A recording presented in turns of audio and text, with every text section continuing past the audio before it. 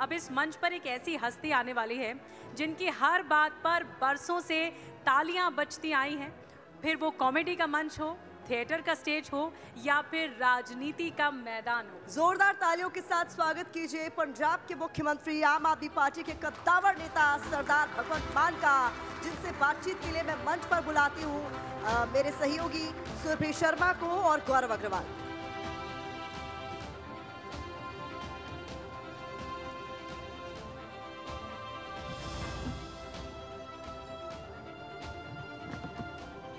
मान साहब स्वागत है। थैंक यू, बहुत बहुत शुक्रिया। आप पंजाब से चलकर आ रहे हैं, कैसे हैं क्या? है जी, पंजाब से आ रहे हैं, क्या फील कर रहे हैं? कैसा पंजाब बिल्कुल ठीक है जी। पंजाब जिस तरह से पंजाब की इमेज है, हंसता खेलता और पूरे देश का पेट पालता और सरहदों पर रखवाली करता पंजाब। इस हंसते खेलते पंजाब में जो आपकी बड़ी भूमिका रही है, उसमें मैं आज आपको पहले के दौर में लेकर जाना चाहती हूँ। और परिचय में मैं आपको बता दूं, तालियों के साथ आप जोरदार स्वागत करिए, क्योंकि अब ये चर्चा की शुरुआत होने वाली है भगवंत मान के साथ। बता दें आपके पंजाब के एक छोटे से शहर के, एक छोटे से स्कूल के, एक बड़े मास्टर जी का बेटा। अब बड़े मास्टर जी का बेटा कहा है तो शरारतें तो आप एक्सपेक्ट कर ही सकते हैं। अब आज इनकी पोल खुलने वाली है। चलिए, अब आप मुझे जल्दी से बता दीजिए, आज आप पंजाब के मुख्यमंत्री हैं, लेकिन मैं मास्टर जी के बेटे से ये सवाल करना चाहती हूँ, सोच के कैसा लगता है, ये सफर कैसा है? देखिए, बड़ा अच्छा सफर है। सोचे सोच ना होइए, जो सोचे लख बार, गुरबानी में लिखा है। आदमी सोचता कुछ और है, लेकिन परमात्मा ने, वाहिगुरु ने, भगवान ने उसके लिए रास्ता कोई और बनाया होता है। तो कई बार आदमी कहता है, यार ये तो मैंने सोचा भी नहीं था। बहुत बार ऐसी चीज़ें मिल जाती हैं कि ये इतना तो मैंने सोचा भी नहीं था। तो एक छोटे सा गांव है सतौज, संगरूर डिस्ट्रिक्ट में, और मेरे पिताजी महेंद्र सिंह, वो मतलब एमए पॉलिटिकल साइंस, बीएससी और बीएड, उस एरिया के काफ़ी 30 किलोमीटर के रेडियस के इकलौते पढ़े लिखे बंदे थे। रणबीर कॉलेज संगरूर से उन्होंने पढ़ाई की, साइंस टीचर थे वो। ऑब्वियसली फिर गांव के बिल्कुल पास ही 3-4 किलोमीटर गांव है तोलावाल, वहाँ पे वो हेड मास्टर थे, बड़े मास्टर थे। तो उन्होंने मेरा दाखिला भी वहीं करवा लिया। अब उस उम्र में 6th 7th 8th में वही तो उम्र होती है शरारतें करने की। अब वहीं पे आपका बाप हेडमास्टर हो, ये तो फिर अत्याचारी हो गया ना फिर आपके साथ। तो साथ में जाता था, कोई बंक भी नहीं मार सकता था, साथ में तो लेके जाते थे साइकिल पे। तो टीचरों को भी पता था, यहां पे भी बहुत से टीचरों के बेटे बैठे होंगे, बेटे बेटियां। एक बात पक्की है, मानो चाहे ना मानो, टीचर के बेटे की ज्यादा पिटाई होती है क्योंकि वो मिलते रहते हैं आपस में। चाहे आप किसी और स्कूल में पढ़ते हो ना, मिलते रहते हैं आपस में, कैसा है, थोड़ा हिंदी में कमजोर है, कल कर देना काम। आते ही हिंदी वाले ने बोला, तू कान पकड़ ले पहले। मैंने कहा जी मैंने तो कुछ कहा नहीं, कहा तेरे पिता ने कहा था कल। तो काफी, तो जो अनएक्सपेक्टेड पिटाई थी वो भी हुई। तो फिर मान साहब, स्कूल में पढ़ते पढ़ते थोड़ा स्कूल में जो कभी सैटरडे संडे को सैटरडे को कोई एक था कि आप कुछ भी सुना सकते हो, कविता या कुछ गीत आता है, उसमें हिस्सा लेने लगे। बाद नहीं, लेकिन जब आपने कहा कि टीचर के बेटे की ज्यादा पिटाई होती थी, तो आप क्लास में बैठकर टीचर्स की नकल उतारे और आपकी पिटाई भी ना हो? नहीं, वो मेरे में असल में वो कला थी, असल में वो आर्ट थी कि मैं ऑब्जर्व करता रहता था चीज़ें कि फलां मास्टर कैसे पढ़ाते हैं, फलां मास्टर का क्या स्टाइल है बोलने का, फलां मास्टर का पिटाई का, हर एक टीचर का पिटाई का स्टाइल भी अलग होता है। एक दो तो ऐसे थे जो यहाँ पे ऐसे एक लकड़ी का डंडा यहाँ पे ऐसे करके, पता नहीं क्या क्या स्टाइल उनके होते हैं ना। तो एक यहाँ एक यहाँ पे ना ऐसे ऐसे पिंच करते थे यहाँ पर, पता नहीं अपना अपना स्टाइल है, पता नहीं कहाँ से सीखते हैं या क्या ट्रेनिंग होती है उनकी, मुझे समझ नहीं आया। तो हर एक का पिटाई का स्टेप भी तो मैं वो करता रहता था। तो छोटा स्कूल था, मिडिल स्कूल था, बच्चों को पता चल जाता, बच्चों से टीचर को पता चल जाता था। तो फिर ये- पिटाई को मैंने अपनी किस्मत में ये मान ही लिया कि भाई टीचर के बेटे यहाँ पे होगी। नहीं तो यूनिक पिटाई के तरीके जो आप बता रहे हैं, आपकी कोई फेवरेट हो चुकी थी कि हाँ पता है अब इसकी तो आदत ही हो गई है? नहीं नहीं, क्योंकि मैं पढ़ाई में होशियार था, इसीलिए वो मेरी शरारतें दब जाती थी।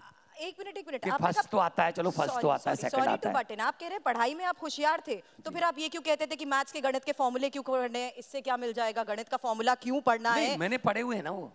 मैं ये कहता हूँ आप सभी लोग, अभी टीवी 9 का मंच है, बड़ा मंच है, लाखों लोग देख रहे होंगे। हमें पढ़ाया कुछ और जा रहा है, जिंदगी में काम कुछ और आ रहा है, रेलेवेंट पढ़ाई नहीं है। आप बता दीजिए मुझको, किसी ने, यहां पर बैठे हैं कितने लोग, लाखों सुन रहे होंगे, किसी ने A² + B² + 2AB का फॉर्मूला इस्तेमाल करके बाजार से केले खरीदे हैं?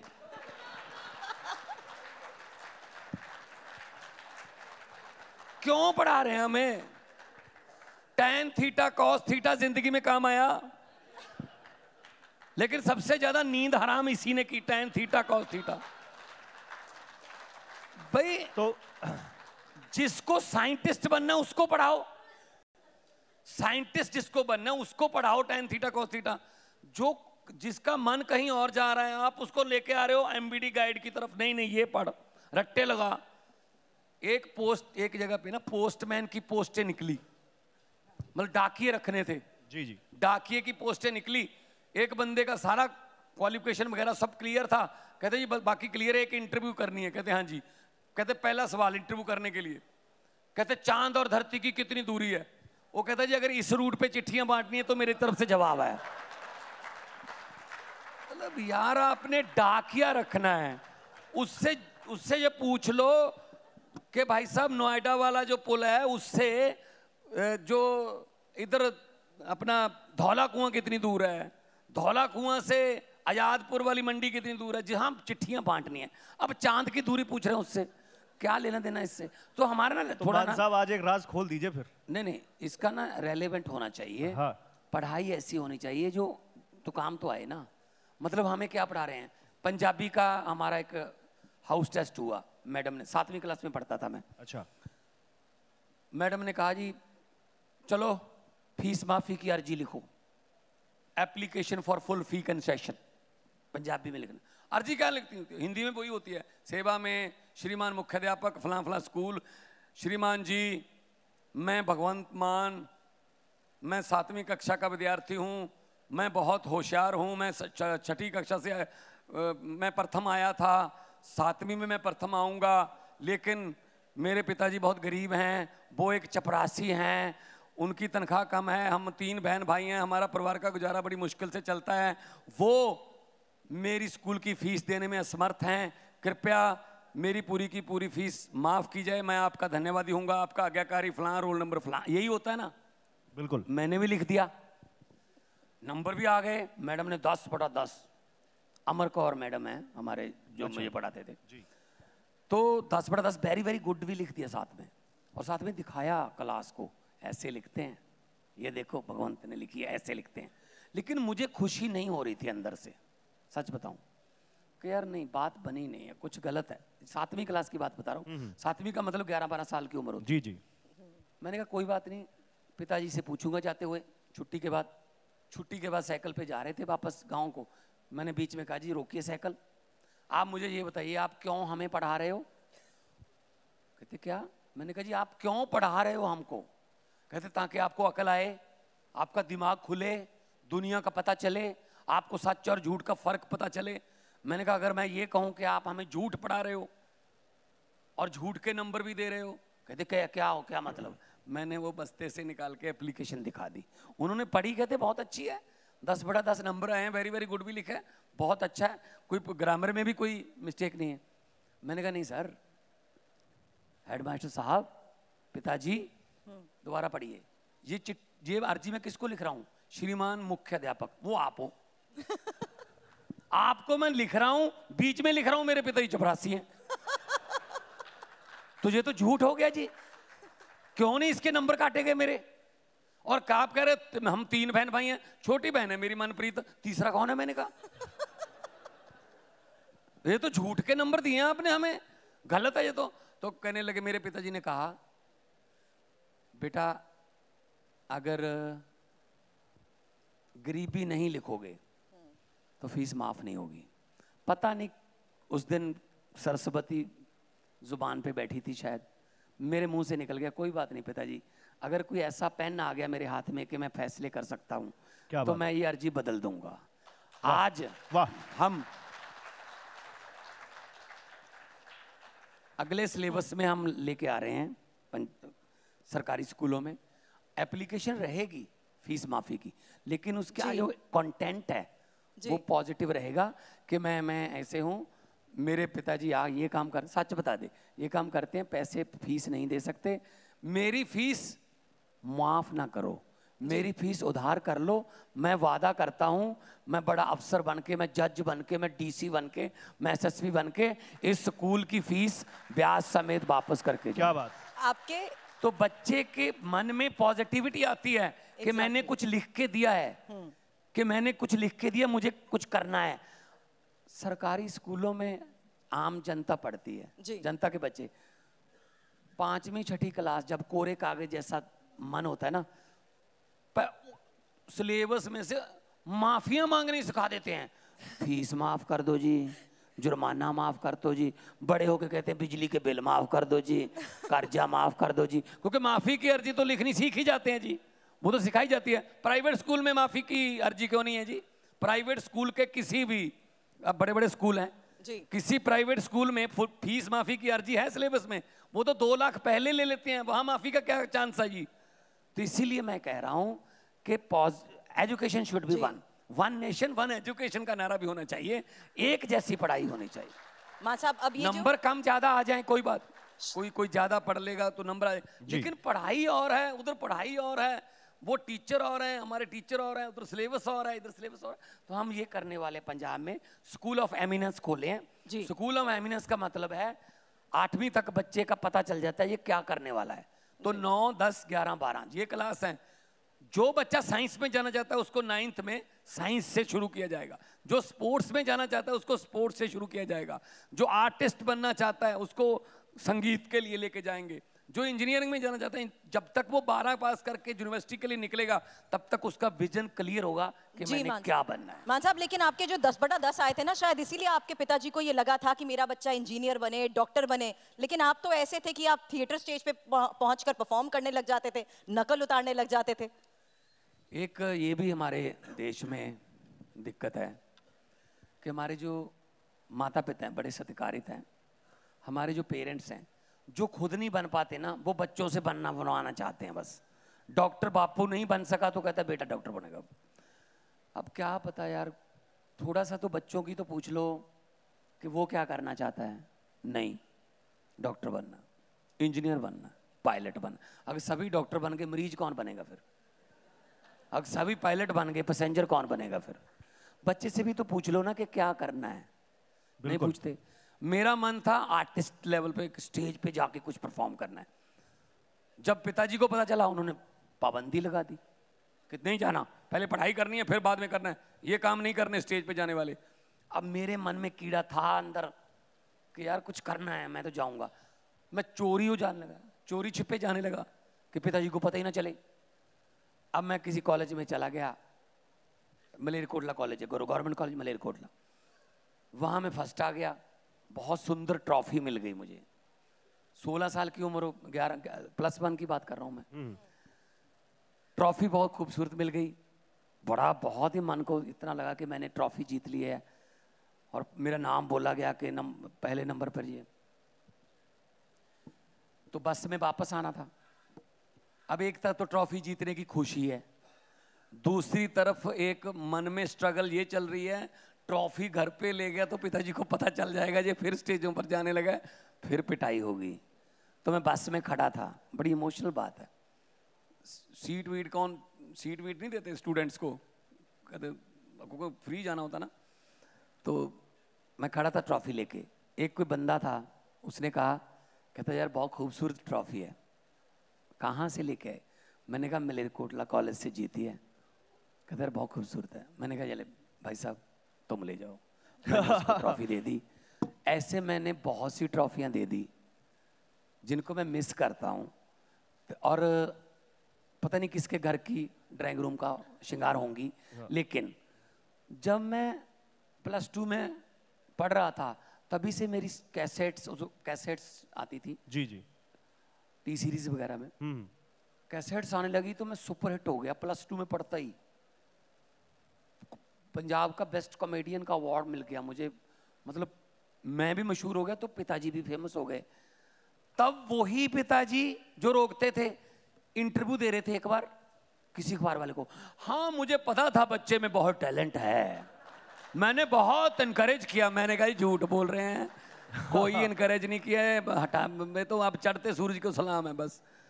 तो मेरे पिताजी की भी ना जो सरकारी चिट्ठियां थी वो भी ऐसे आने लगी थी, महेंद्र सिंह फादर ऑफ भगवंत मान फलां फलां स्कूल। मैंने कहा जी सन ऑफ तो सुना है, फादर ऑफ क्या कब से चलने लगा है।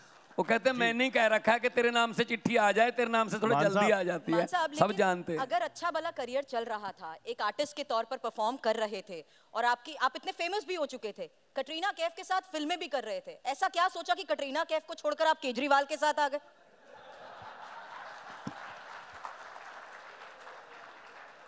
देखिए कटरीना कैफ को केजरीवाल जी से मत कंपेयर करें।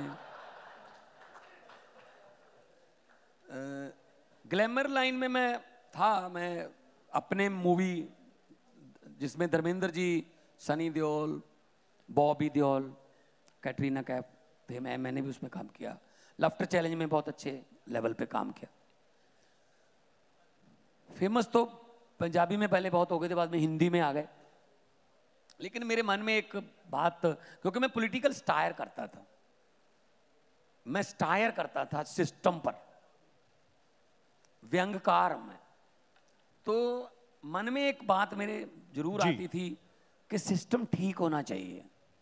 लेकिन मेरी सीडी से या मेरे सीरियल से लोग खुश बहुत हो जाते हैं, लेकिन सिस्टम में कोई बदलाव नहीं आता। मेरे पास वो पावर नहीं थी कि मैं डिप्टी कमिश्नर को या एसएसपी को कोई ऑर्डर दे सकूं कि ऐसा नहीं ऐसे होता है। तो मन में बहुत था कि कुछ करना है, क्योंकि अगर किसी फसल को कोई कीड़ा या सुंडी लगी तो बाहर से शोर मचा के या कोई पत्थरबाजी करके सुंडी नहीं हटेगी। उसके लिए तो पंजाबी में कहते हैं स्प्रे दी ढोली मोढे ते रख के अंदर वड़ना पैंदा। अगर गटर साफ करना है तो गटर के नीचे उतरना पड़ेगा। तो एक मौका आया ऐसा कि मैं राजनीति में, मनप्रीत बादल जो आजकल तो बीजेपी में, तो उन्होंने अपनी पार्टी बनाने का फैसला किया, पीपल्स पार्टी ऑफ पंजाब। जी जी। तो उन्होंने कहा कि जो पंजाब को प्यार करते हैं मेरा साथ दे दें। मैं 1 मिनट नहीं लगाया, मैंने अपना करियर छोड़ दिया, मैं उनके साथ चला गया। बाद में वो कांग्रेस के साथ चले गए। इन द मीन टाइम आम आदमी पार्टी आ गई। तो 2014 में मैं संगरूर से लड़ा और पहली इलेक्शन में हार गया था 2012 में।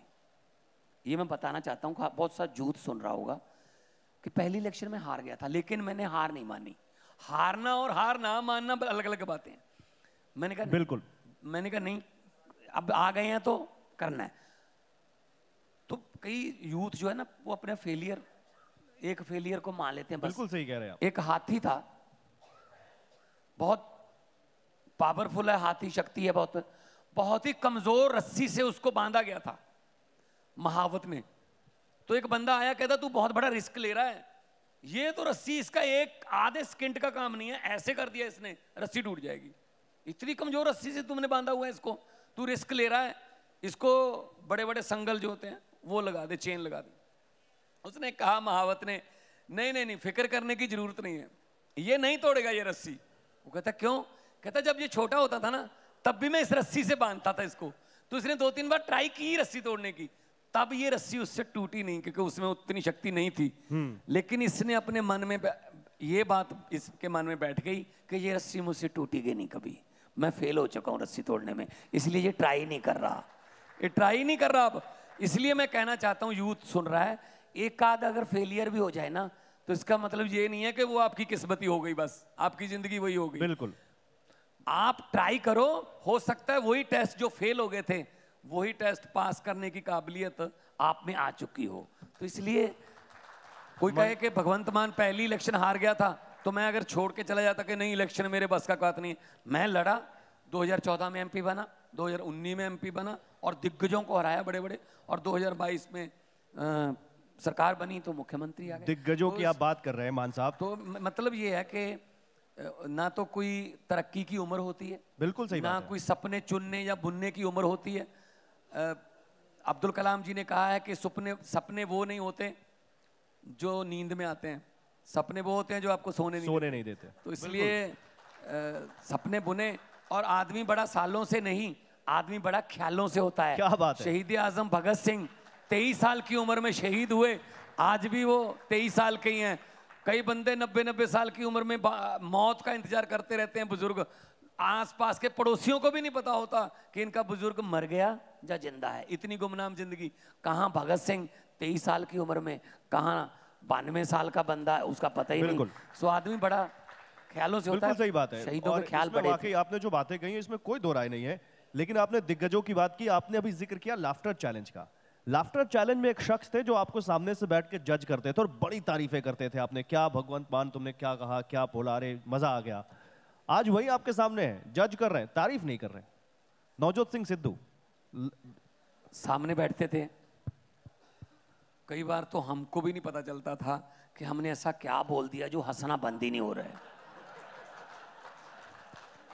मतलब कभी भी ओ गुरु एक बंदे ने मुझसे पूछ लिया, कहता जब लाफ्टर चैलेंज में ब्रेक आती है तब आप क्या करते हो? मैंने कहा नवजोत सिद्धू के सेल बदलते हैं, क्योंकि वो इतना जोर से हंसता है, वो सेल बैटरी खत्म हो जाती है जल्दी, फिर उनके सेल चेंज कर देते हैं हम। तो सिद्धू साहब ने लाफ्टर चैलेंज में मेरे जज थे। एज ए क्रिकेटर मैं बहुत रिस्पेक्ट करता। मैं जब से क्रिकेट देखना शुरू किया, लगभग श्रीकांत के साथ ओपनर आते थे, तो मनोज प्रभाकर के साथ ओपनर आते थे, तब अजहरुद्दीन कैप्टन थे। मैं बहुत स्पोर्ट्स लवर हूँ, बड़ा रिस्पेक्ट करता हूँ। बाद में राजनीति में आ गए वो, मैं भी राजनीति में आ गया। उनकी अलग पार्टी है, एक नहीं उनकी अलग पार्टियां हो गई। तो मान साहब इतनी क्या नाराजगी उनकी आपसे हो गई कि वो ये तक कहने लग गए कि पीली पगड़ी पहनने से कोई भगत सिंह नहीं हो जाता? मैंने कब कहा है जी पीली पगड़ी पहनने से? सिद्धू साहब ने कहा आपके लिए। नहीं, ये तो इतनी नाराजगी उनकी मैं आपसे कब कहता हूँ कि पीली पगड़ी पहनने से कोई भगत सिंह बन जाता है? सिद्धू भगत साहब सिंह ने बनना आपके बारे आसान में है? कहा कोई था। भगत सिंह बनना कुछ कोई आप वो कहावत है कि लेनन जैसा जो टोप तो ले आओगे, उसके जैसा नीचे सर कहाँ से लाओगे? भगत सिंह बनना आसान है? कोई पगड़ी तो पहन लोगे पीले रंग की, लेकिन भगत सिंह की पगड़ी के नीचे जो सर था, जो दिमाग था, वो कहाँ से लाओगे? हम तो उनके पाँव की धूल के तिनके भी नहीं है उनके। हमने कब कहा कि हम भगत सिंह के, हाँ उनके जैसी सोच तो रख सकते हैं। भगत सिंह ने कहा था आज़ादी मिलेगी या नहीं मिलेगी इसका मुझे कोई शक नहीं, आज़ादी मिलेगी, लेकिन आज़ादी के बाद देश कौन से हाथों में जाएगा इसका मुझे डर है। तो ये इसको तो फॉलो कर सकते हैं। और जब मैंने लेकिन ये प्रताप सिंह बाजवा आपके स्टेट से आते हैं, उन्होंने आपको कहा, एक बात बता, हाँ बताइए। मैं कोई पीली पगड़ी पहनने से भगत सिंह का मैं फैन नहीं हुआ। मैं जब बचपन से उनके, हमारे इलाके में वो प्ले होते थे भगत सिंह के, वो देखता था, किताबें पढ़ता था। जब मैं आर्टिस्ट बना तो जो मैं नई गाड़ी लेता था, मैंने 4-5 गाड़ियां बदली एज एन आर्टिस्ट जब होते थे। जब भी मैं गाड़ी लेता था, आमतौर पे हम गाड़ी लेते हैं शोरूम से सीधा मंदिर या गुरुद्वारा मिलेगा, मैं गाड़ी चाहे 4 बजे मिले मुझे, चाहे रात के 5 बजे, रात के 10 बजे मिले, मैं गाड़ी शोरूम से निकालता था, सीधा खटखड़ कलां भगत सिंह के गांव में माथा टेकता था। ये किसी को पता नहीं है। और मैं कहता था तुम्हारी वजह से गाड़ियों वाले हो गए, बंगलों वाले हो गए, अगर तुम ना होते, हम अगर तुम्हारी कुर्बानी ना होती तो गुलाम होते। मैं तो तब से भगत सिंह का फैन हूँ जी। और जब हमने ये पगड़ी कहाँ से पहननी शुरू की, 14 की इलेक्शन में पगड़ी के बिना लड़ा था 2014 में। जब मैं जीत गया तो मुझे सर्टिफिकेट मिला एमपी का। आमतौर पे सर्टिफिकेट लेके लोग, जो नेता हैं वो अपने प्रधान के पास जाते हैं, जी आपकी झोली में ये सीट डाल दी। मैं खटखड़ कलां गया, भगत सिंह के गांव में मैंने उसके पाँव में वो रख दिया जो सर्टिफिकेट था और कहा कि ऐसे लाख सर्टिफिकेट पे तू लात नहीं मारता, कुछ नहीं है ये औकात एमपी की, लेकिन मैं वहीं पे जा रहा हूं जहां तुम एक आवाज देने वाला एक बम फेंक कर उनके कान खोलने थे अंग्रेजों के, तो मैं आपकी पीले रंग की पगड़ी पहनूंगा, मैं जुबान के बम वहां पे चलाऊंगा ताकि जनता के पक्ष में सरकारों के कान खुले रहें। तब से मैंने शुरू की है। और जब मुख्यमंत्री बने, आमतौर पे क्या होता है, मुख्यमंत्री का जो ओथ सेरेमनी होती है वो या तो राजभवन में होती है या फिर किसी स्टेडियम में होती है। पहली बार हुआ है कि 16 मार्च 2022 को मेरी जो ओथ सेरेमनी मुख्यमंत्री की वो भगत सिंह के गांव में लाखों लोगों के सामने हुई थी। लेकिन मान साहब, प्रताप सिंह बाजवा, सिद्धू साहब सुनिए, कहते रहे, सिद्धू साहब कुछ भी बोलते रहते हैं, वो तो खटाक पटाक पता नहीं क्या क्या करते रहते हैं, उनको खुद को नहीं पता चलता कि मैंने क्या बोल दिया। ओ गुरु, तो मैं क्या करें अब? ओ गुरु याद होगा आपको उनका। तो नवजोत सिद्धू इलेक्शन में खड़े थे ना, हाँ, सिद्धू और मजीठिया दोनों एक जगह से खड़े थे। हाँ, और हमारी एक सोशल वर्कर है जीवन जोत कौर, एक ही बटन दबाया, लोगों ने दोनों हार गए, दोनों हार गए। नहीं, लेकिन प्रताप सिंह इसमें बाजवा मेरा ने क्या कहा- कसूर है जी? इसमें मेरा क्या कसूर है कि मेरे जज थे तो हार गए? नहीं, प्रताप सिंह बाजवा ने एक बयान दिया और आपने उस पर भी सिद्धू जी का मजाक उड़ा लिया। किसका? क्या क्या? उन्होंने कहा कि उंगली में अगर गैंग्रीन हो तो उंगली काट देनी चाहिए। देखो पता क्या है, जो मेरे ये सारे ना कॉन्वेंटेरियन है, ये पंजाबी इन्होंने कभी पढ़ी नहीं है। अब वैसे तो 33% होता है ना कम से कम नंबर, मैं 25% भी पास करने को तैयार हूं। ये चारों पंजाबी का टेस्ट पास करके दिखा दे मुझे। ये बोलते हैं सिद्धू है, ये वाईपीएस है।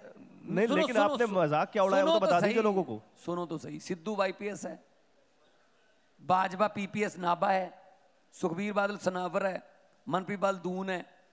यहां पंजाबी है ही नहीं, पंजाबी सब्जेक्ट ही नहीं है। इनको मैं सवाल भी पहले बता दूंगा जो इन्होंने देने हैं कि पंजाब की राजधानी कौन सी है। इनको भी पता चंडीगढ़ है, लेकिन लिखना नहीं आता ना चंडीगढ़। आ जाओ।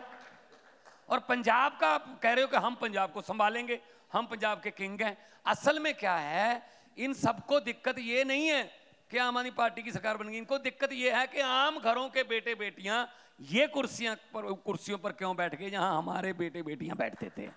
ये पंगा है। और वो कह रहा है, प्रताप बाजवा ने कहा ये कैसा मटेरियल हमारे सामने आ गया।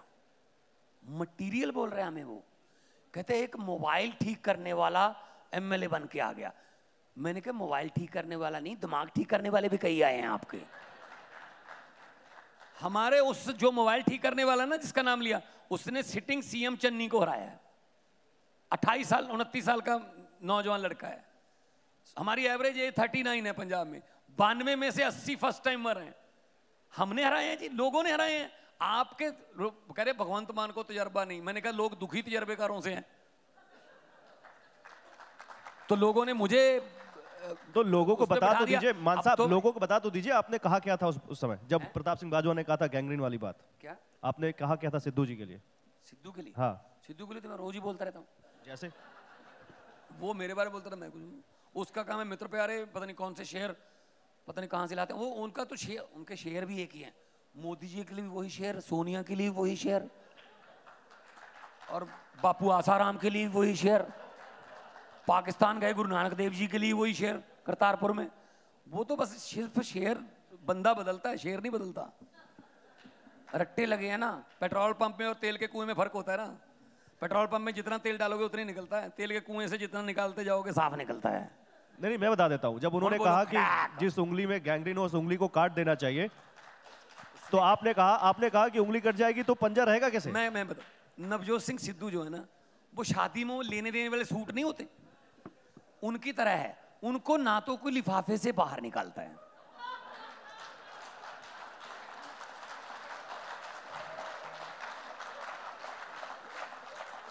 और ना ही उनको कोई सिलवाता है। वो आगे आगे चले जाते हैं। बुआ की बेटी का चला गया, चलो इधर मासी की बेटी का, चलो 4 महीने बाद उधर मौसा के यहां भेज दो। कई बार 1.5 साल बाद अपने ही सूट अपने को वापस आ जाता है।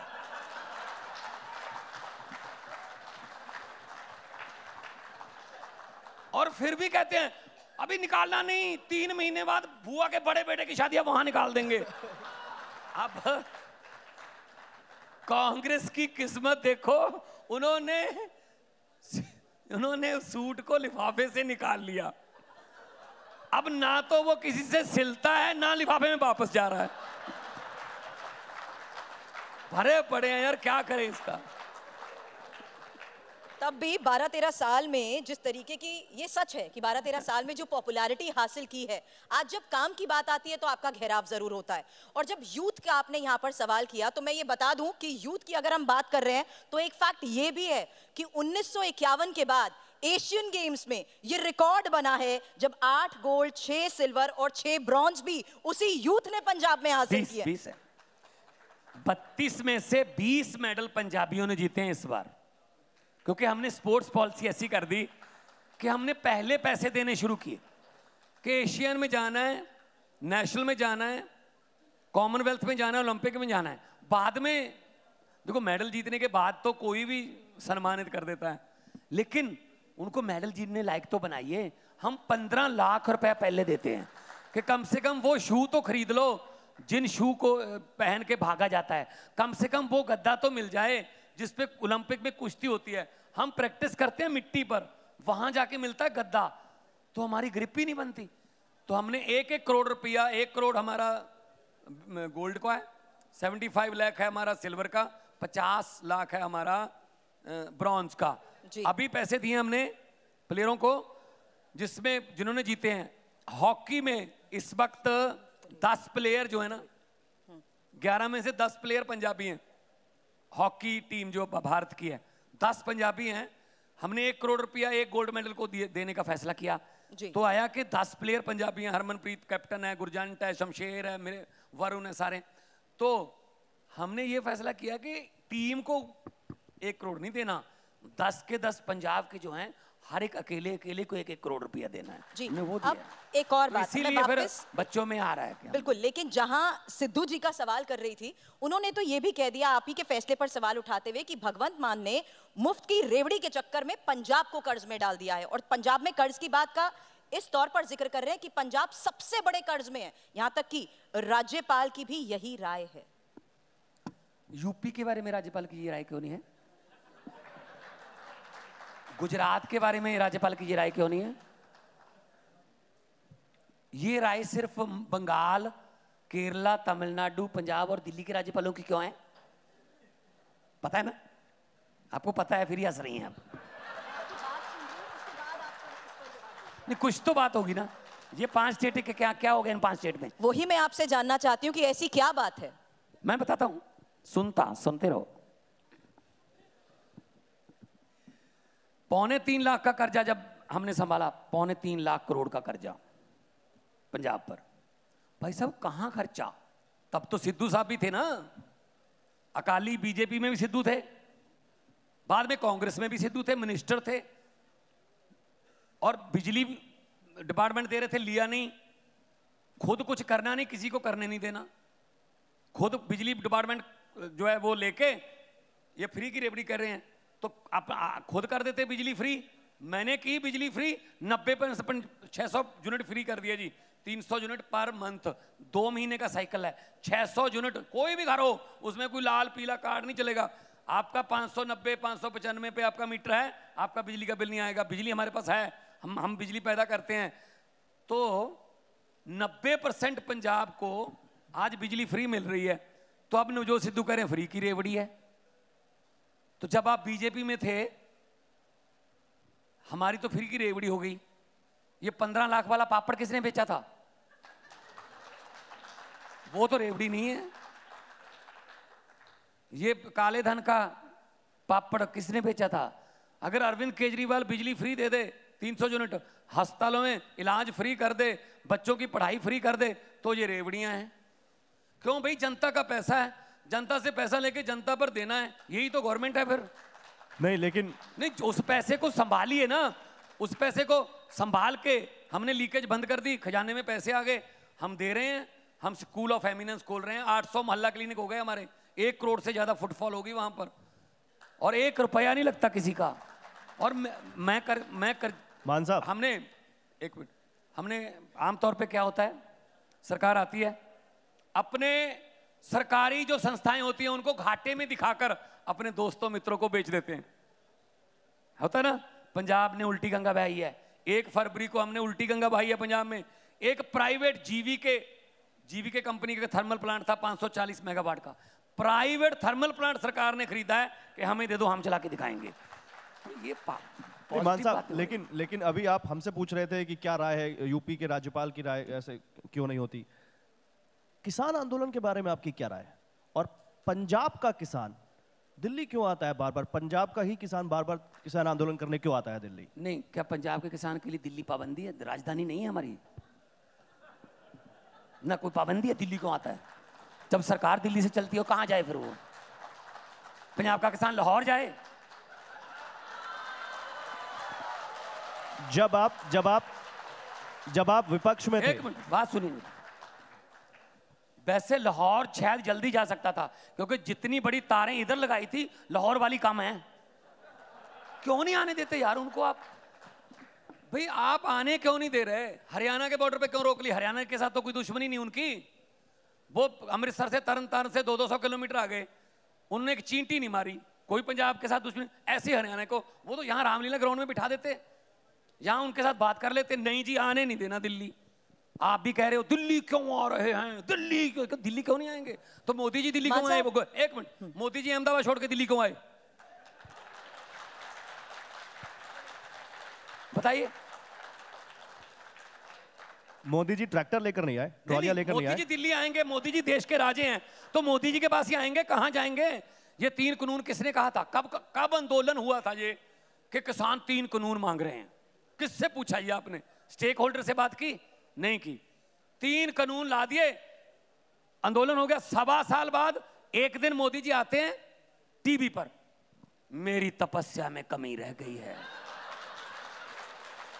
मैं ये कानून वापस लेता हूं। 10 सेकंड और आप लोग भी लग गए, बहुत बड़ी बात कर दी है। क्या बात भाई? तपस्या में कमी रह गई है, कोई कमजोरी है इसका मतलब?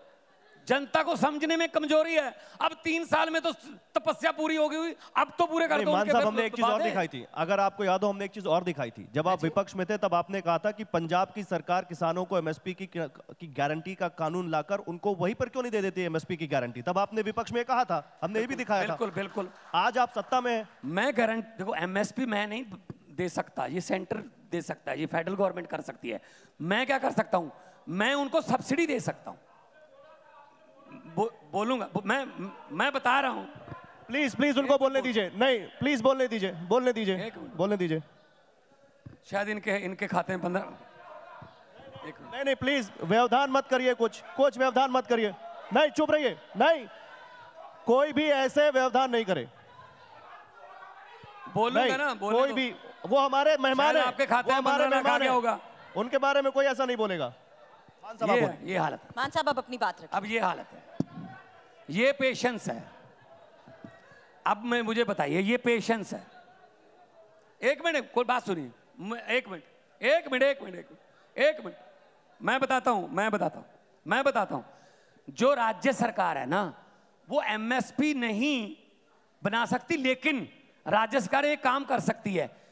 जिस रेट पे वो फसल बिकती है और स्वामीनाथन के C2+50% के फार्मूले से जितना उसका बनता है, उसका गैप दे सकती है गवर्नमेंट। स्टेट की गवर्नमेंट सब्सिडी दे सकती है। और हमने दी है मूंगी की दाल पर, हमने दी है, हमने बीजों पर सब्सिडी दी है, हमने बिजली पर सब्सिडी, हमारी बिजली 18,000 करोड़ की फ्री दे रहे हैं हम। ये पंजाब का किसान क्या मांग रहा है? हम तो, मैंने मंत्री से कहा, पीयूष गोयल जी से मांग की कि मोजाम्बिक और कोलंबिया से भारत उड़द, अरहर और मसूर की दालें $2 बिलियन की इंपोर्ट करता है जी। मोजाम्बिक और कोलंबिया से उड़द, मसूर और अरहर। मैंने कहा जी हमें मौका दो, हम बीजेंगे, हमें एमएसपी दे दो, हम आपका इंपोर्ट करने की जरूरत नहीं पड़ेगी। जैसे हरी क्रांति आई थी तो गेहूं के अनाज के भंडार जो भर दिए थे, तो अगर एमएसपी हमें पंजाब में मिल जाए, पंजाब की जो जमीन है बहुत फर्टाइल है जी। हाँ, किसान भी पंजाब का धान जो है ना वो बीजना नहीं चाहता। वो कहता है जी मुझे कोई और फसल दे दो, एमएसपी दे दो, धान जितनी कमाई दे दो, मैं कुछ और बीज लूंगा। पंजाब की धरती उपजाऊ है, जो मर्जी बीज लें। सूरजमुखी बीज सकते हैं हम मक्का बीज सकते हैं, नरमा कपास होता है हमारे यहाँ, कॉटन। तो मैं ये कहना चाहता हूं कि अगर आप उनसे बात ही नहीं करोगे, अगर आंसुओं के गोले फेंक फेंक के बात करोगे, रबड़ की गोलियां चला के बात करोगे, ये तो अच्छी बात नहीं है ना। कोई कहीं भी किसी को डेमोक्रेटिक राइट है कि वो जो हिंसा ना हो उसमें वो प्रदर्शन कर सकता है, हमारा डेमोक्रेसी। अब ये कह रहे कि सरकार के पास अधिकार है और वो एमएसपी को लेकर कानून बना भी सकती है। लेकिन अब चलिए मैं एक और सवाल करती हूँ। राहुल गांधी ने भी ये बात कह दी है कि गारंटी दे दी है कि अगर सरकार आई तो एमएसपी पे कानून बना देंगे। आम आदमी पार्टी क्या उसी समर्थन में है? और एक सवाल ये भी मेरा आपसे था कि राहुल गांधी फिलहाल आपको कैसे लगते हैं? देखो पता क्या है, वो अपनी पार्टी के प्रधान तो नहीं है, खैर जो भी उनका पार्टी में रुतबा है वो अपना देखें। ये उनसे पूछना कोई कांग्रेसी आएगा, उनसे पूछ लेना उनको कैसे लगते हैं। लेकिन मैं ये कह सकता हूं कि आम आदमी पार्टी जो है वो 10 साल में इतनी तरक्की की है, इन भारत की फास्टेस्ट ग्रोइंग पार्टी है जी। 10 साल में नेशनल पार्टी बन गई।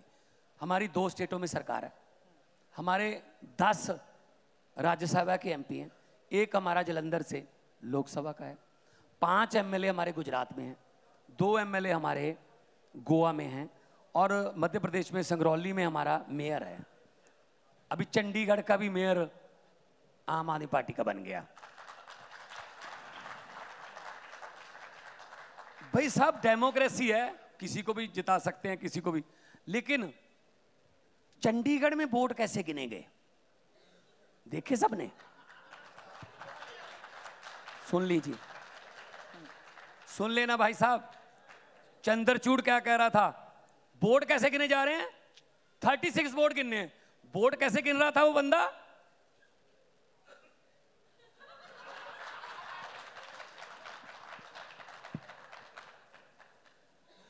तो फिर वो वोट गलत निकले ना। तो फिर सुप्रीम कोर्ट ने क्या कहा कि मेयर आम आदमी पार्टी का बनेगा।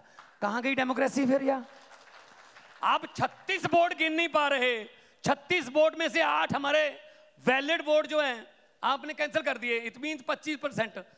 36 वोट में से 25% आपने कैंसिल कर दिए और खुद जीत गए। भाई साहब मई के एंड में 92 करोड़ वोट गिनने हैं, तब क्या होगा?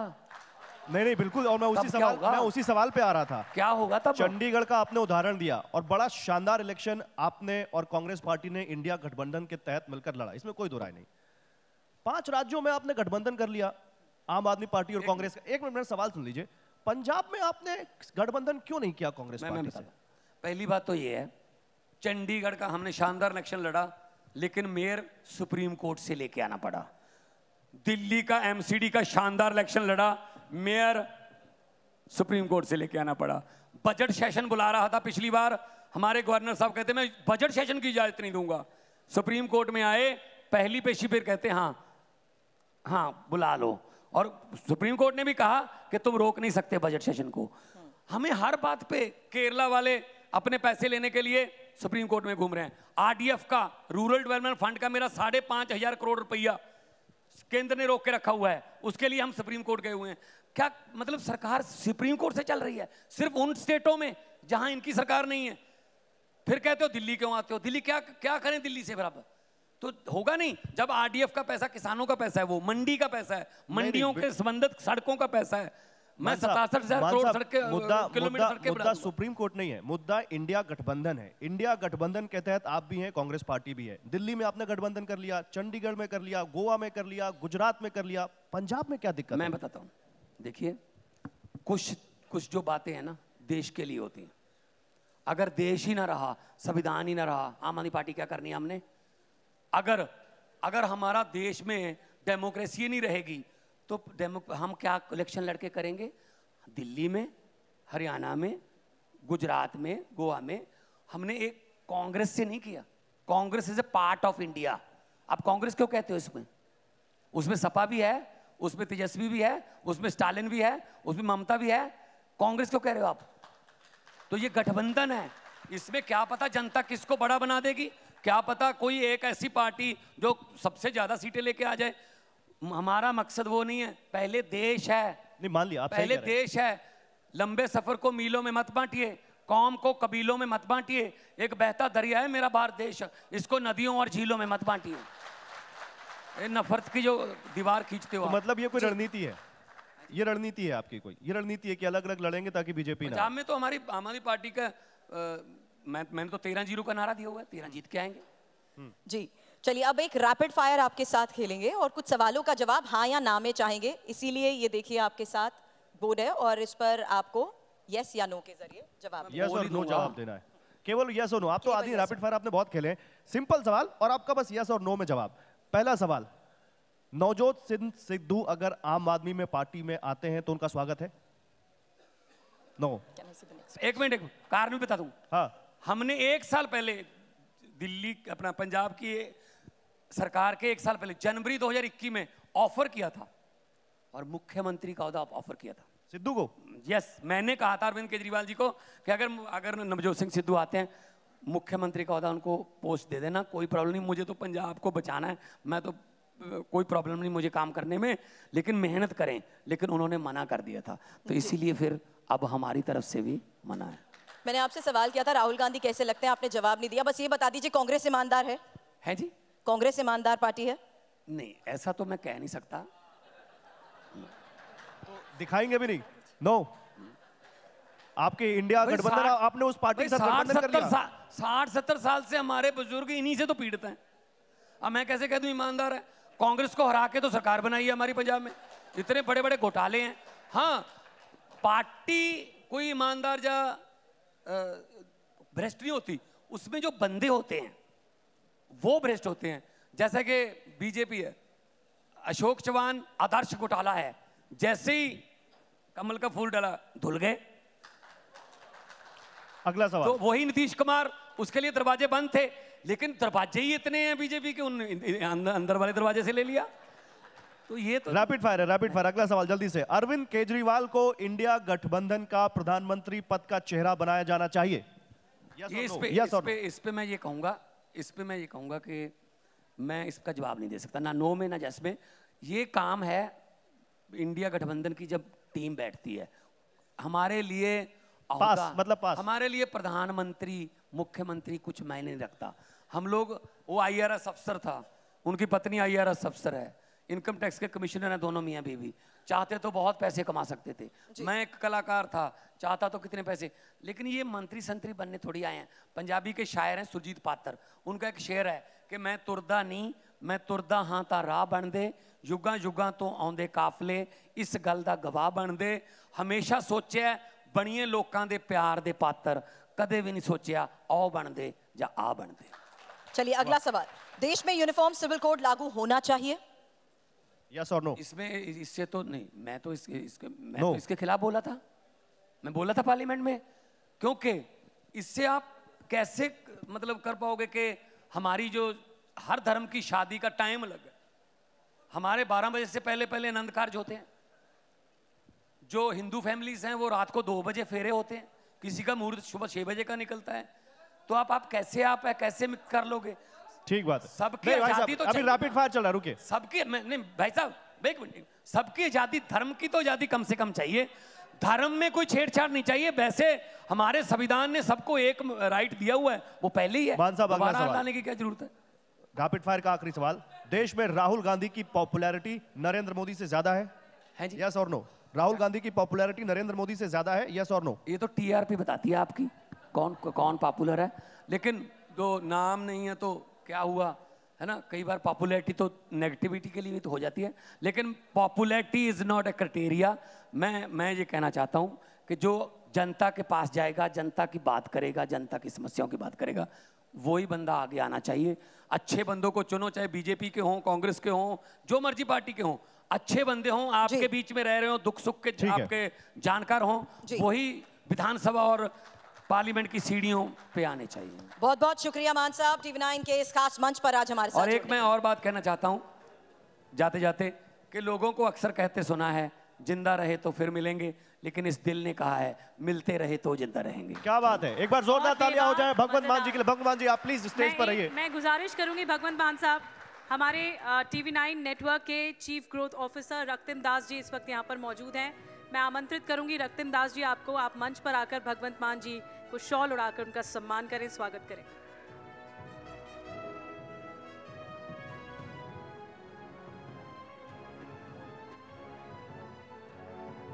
जोरदार तालियां, एक जानदार सेशन और जोरदार तालियां ऐसे में बनती हैं।